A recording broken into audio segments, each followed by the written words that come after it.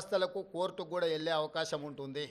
ఈ రాష్ట్రంలో కాంట్రాక్టులు ఇచ్చింది, భూములు కేటాయించింది, అదాని ఫ్లైట్లో ఆడంబరంగా ప్రయాణాలు చేసింది వాళ్ళు.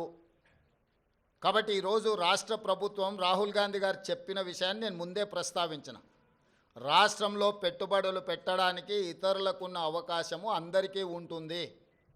పెట్టుబడుల విషయంలో ఎవరికి మినహాయింపులో లేకపోతే ఎవరికో అప్పనంగా ఆయాచితంగా కట్టబెట్టే విధానము ఉండదు.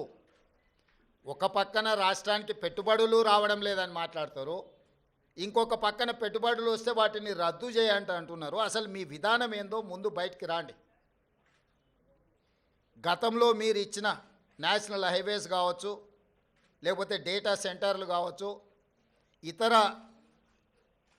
ఆర్మీ రిలేటెడ్ సంస్థలు ప్రారంభించడానికి మీరు కేటాయించిన భూముల మీద మీ మీద ఏమైనా కేసులు పెట్టాలా?